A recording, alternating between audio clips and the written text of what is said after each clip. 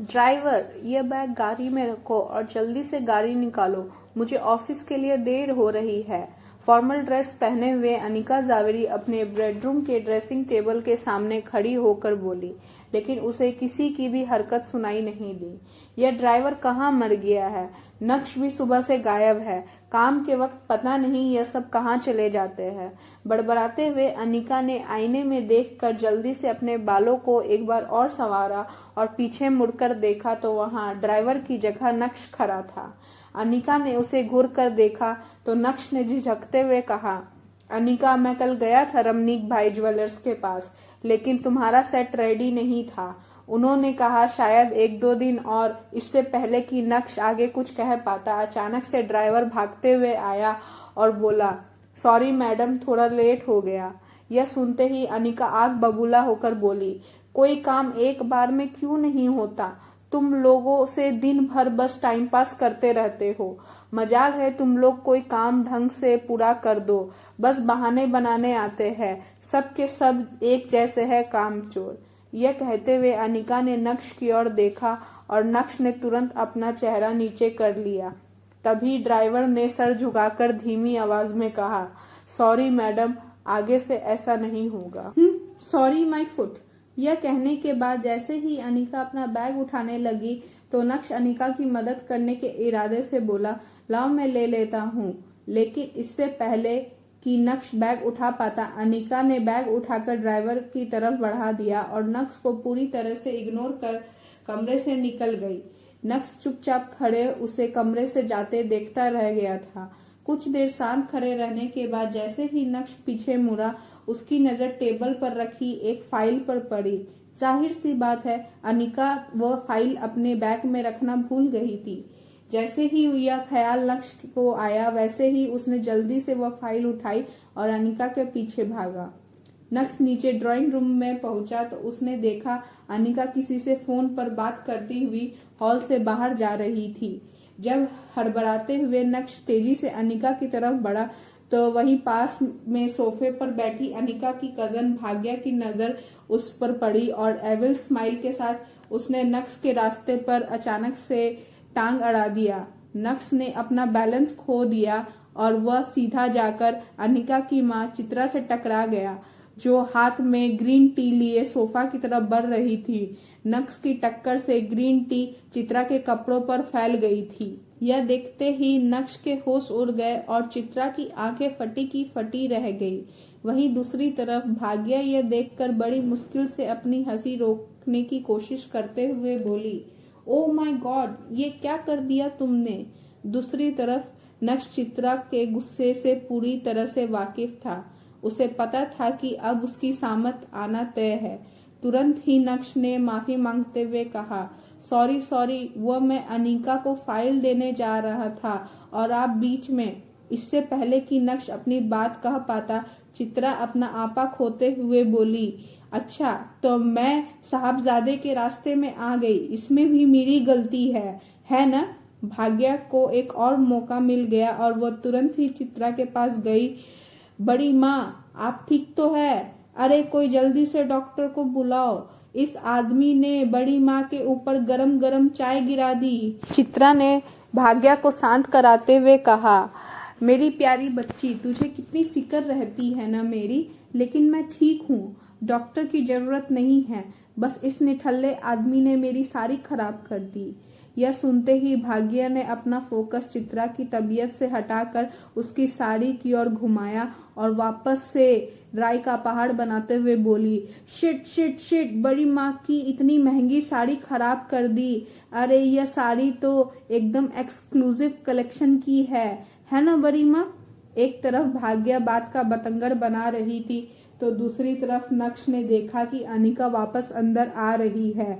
नक्श चित्रा को इग्नोर करते हुए अनिका की ओर बढ़ा और एकदम शांत आवाज में बोला, अनिका, तुम यह फाइल भूल गई।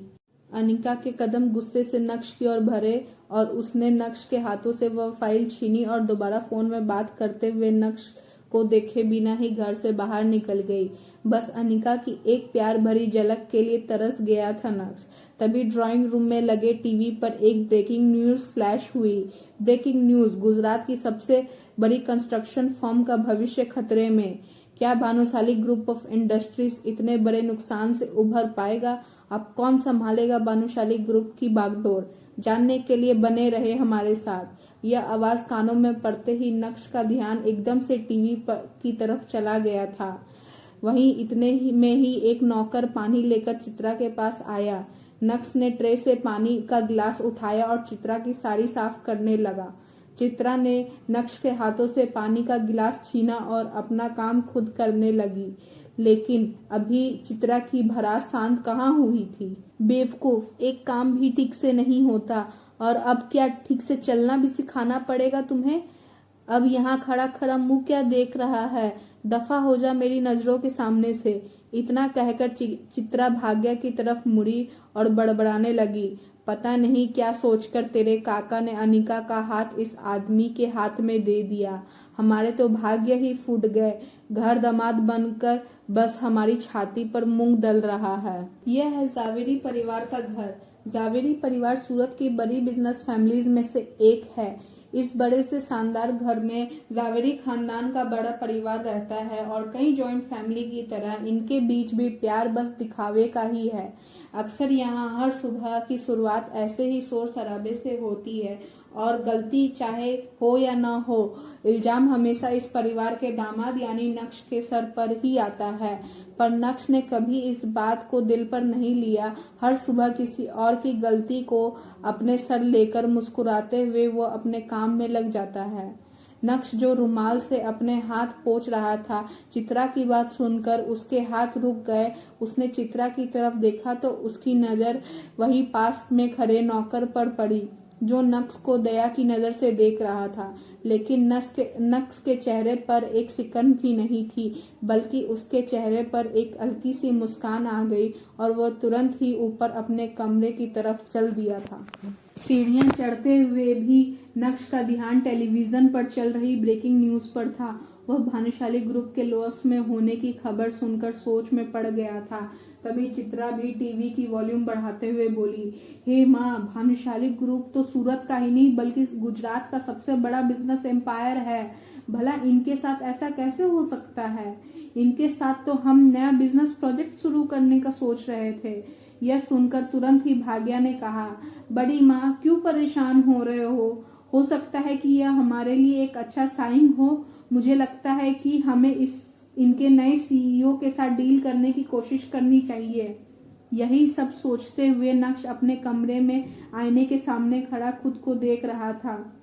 नक्श के चेहरे पर हल्की सी मुस्कुराहट थी जो उसकी आंखों की चमक को और बढ़ा रही थी। तभी नक्श की नजर ड्रेसिंग टेबल पर रखी अनिका के पिता रशीक जावेरी की एक तस्वीर पर पड़ी और उसको देखते ही वह नक्श ने कहा, गुरुजी, देख रहे आपके एक वादे के चक्कर में क्या क्या सहना पड़ रहा है। आप जाते जाते अनिका का हाथ मेरे हाथ में देकर मुझे झेलने के लिए अकेला इस घर में छोड़ गए। पर मैं भी ढीठ हूँ। आपकी बीवी चित्रा को तो मैं हंसते हंसते झेल जाऊंगा। बस आपकी बेटी अनिका का दिल जीतना ही असली चुनौती है। लेकिन आप बिल्कुल भी फिक्र मत करिए, उसके दिल में भी मैं अपनी जगह बनाकर ही रहूंगा। एक तरफ नक्श अपने गुरुजी से बात करने में लगा था तो दूसरी तरफ नक्श का मोबाइल जो साइलेंट मोड पर था वह लगातार वाइब्रेट कर रहा था। मगर नक्श तो अपने ही ख्यालों में गुम था, इसीलिए उसका ध्यान ही नहीं गया और वह बाथरूम में सीधा शावर लेने चला गया। नहाते हुए भी नक्श के दिमाग में बस भानुशाली ग्रुप ही चल रहा था। नक्श इस बात से अनजान था कि उसके फोन पर किसका कॉल आ रहा है, लेकिन यकीन मानिए वह कॉल नक्श की पूरी जिंदगी बदलने वाला था। बस नक्श को फोन उठाने की देरी थी। नहाने के बाद जब नक्श बाथरूम से बाहर आया तो उसका फोन दोबारा वाइब्रेट होने लगा, लेकिन इससे पहले कि नक्श को एहसास होता इस बार भी फोन कट गया था। कपड़े चेंज करने के बाद आखिरकार जब नक्श ने अपना मोबाइल उठाकर देखा तो उसमें एक ही नंबर से 40 मिस कॉल और 10 टेक्स्ट मैसेज थे। यह देखकर नक्श हैरान रह गया और तुरंत ही उसने टेक्स्ट मैसेज खोलकर पढ़ना शुरू किया। नक्श प्लीज फोन उठा लो, मैं जानता हूँ कि तुम मुझसे अब भी नाराज हो, मगर मुझे अपनी गलती का एहसास हो गया है। प्लीज मुझसे एक बार बात कर लो। ऐसे कई सारे मैसेज थे और उन सभी को पढ़ने के बाद नक्श ने अपना फोन बेड पर फेंका और गुस्से से अपने दांत पीसते हुए बोला, वाह, 2.5 साल बाद अपनी गलती का एहसास हो रहा है। आज का दिन तो वाकई बहुत अजीब है। अभी नक्श उन मैसेज के बारे में सोच ही रहा था कि इतने में उसी नंबर से एक और कॉल आया और इस बार नक्श ने इग्नोर ना करते हुए कॉल उठाया और अपनी धीमी आवाज में बोला, हेलो। कुछ देर तक फोन में दोनों एंड से सन्नाटा पसरा रहा और फिर दूसरी ओर से किसी बूढ़े आदमी की आवाज आई, हेलो नक्श बेटा। कुछ सेकंड तक नक्श खामोश रहा और उसके बाद कड़क अंदाज में बोला, हेलो मिस्टर यशवर्धन। अपना नाम सुनकर वह बूढ़ा आदमी थोड़ा सकपकाया, लेकिन यशवर्धन ने फिर से प्यार से शुरुआत की, कैसे हो तुम? मुझे तुम्हारी बहुत याद आती है बेटा। उस आदमी की बात सुनकर तुरंत ही नक्श ने एक टंच कसते हुए कहा, अच्छा, आपको मेरी याद आने में पूरे 2.5 साल लग गए? इतनी याद आती है आपको मेरी? नक्श का टॉन्ट सुनकर वो आदमी पूरी तरह से चौंक गया, लेकिन अपनी होश संभालते हुए उसने फिर से बोलना शुरू किया, इन 2.5 सालों के हर दिन हर रात मैंने तुझे याद करते करते ही काटे हैं। मैंने कैसे अपने आप को संभाला है मैं ही जानता हूँ। शायद मैं यही डिजर्व करता हूँ। जो कुछ भी मैंने किया या अपने आंखों के सामने होने दिया, उसी का नतीजा है यह सब। तेरी तस्वीर को रोज देखकर बस रोता रहता हूँ और खुद को कोसता हूँ कि मैंने अपने सामने ये अन्याय होने दिया। नक्श को यशवर्धन की बात सुनकर रत्ती भर भी भरोसा नहीं हुआ। उसने कुछ देर ठंडे दिमाग से सोचने के बाद जवाब दिया, मुझे पता चला मार्केट में जो खबर चल रही है। यह सुनते ही यशवर्धन एकाएक खामोश हो गए, जैसे मानो नक्श ने उनकी चाल पकड़ ली हो। हाँ, लोग तो तरह तरह की बात बनाते रहते हैं। यशवर्धन के मुंह से यह शब्द बाहर आए, लेकिन इस बार उनकी आवाज में चिंता साफ सुनाई दे रही थी। एक पॉज लेने के बाद यशवर्धन ने अपनी आवाज में नरमी लाते हुए कहा, मैंने तुम्हें काम की बात करने के लिए कॉल नहीं किया बेटा, बस मुझे तुम्हारी आवाज सुननी थी। मैं तुम्हें जानता हूँ, तुम्हारा दिल कितना बड़ा है। चाहे कितनी भी बड़ी गलती हो, तुम अपने मन में बैर रखने वाले में से नहीं हो।